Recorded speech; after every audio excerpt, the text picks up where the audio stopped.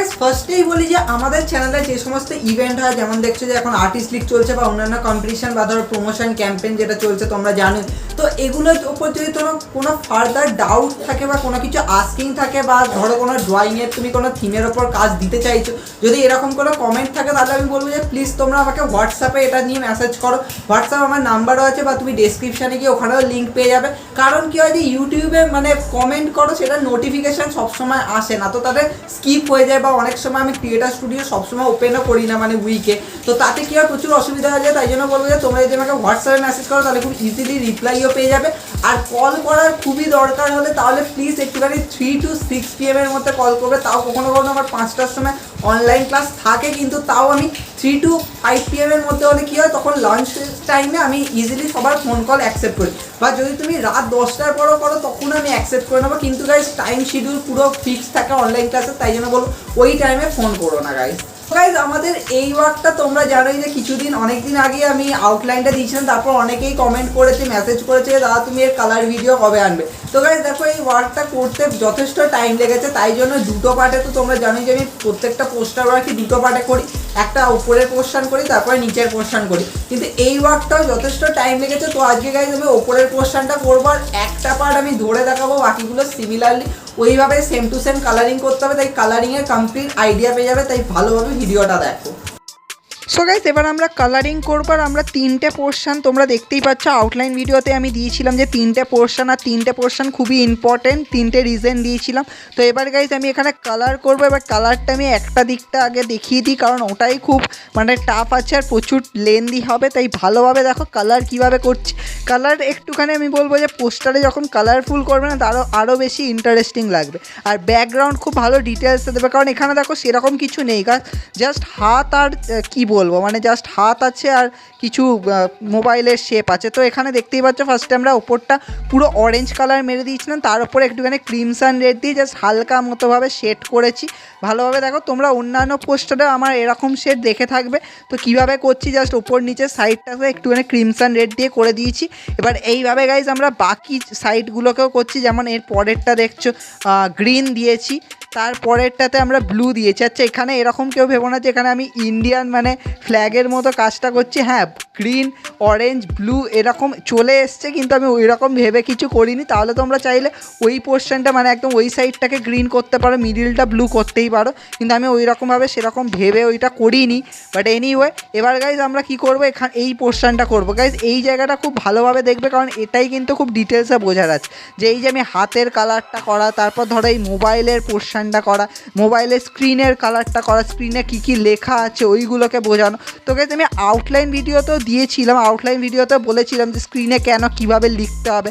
আর একটা ব্যাপার তোমরা অনেকেই দেখতে পাচ্ছ যে এখানে কোনো লেখা নেই, মানে আমরা আউটলাইন ভিডিওতে ওপরে কিছু লিখেছিলাম। তো গাইস আমি আগেও বলেছিলাম যে লেখার তেমন দরকার নেই, কারণ তোমার মোবাইলের স্ক্রিনেই দেখা যাচ্ছে যে তুমি কী লিখছো না লিখছো, মানে কী বোঝাতে চাইছো সেটা তোমার মোবাইলের স্ক্রিনটাতেই বোঝা যাচ্ছে। তাই জন্য আমি আর ওইভাবে আর এক্সট্রা করে সাইডে কিছু লিখিনি, জাস্ট একটু কালারফুল কাজটা করলে আর পরিষ্কার কাজ করলে ইজিলি কিন্তু যে কেউ পোস্টারটা কী বোঝাতে চাইছো সেটা কিন্তু যে কেউ বুঝে পারবে।